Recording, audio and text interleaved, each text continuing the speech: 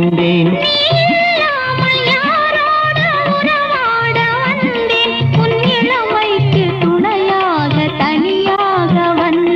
நான் மலரோடு தனியாக ஏன் இங்கு நின்றேன்? என் மகாராணி உன்னை காண ஓடோடி வந்தேன்.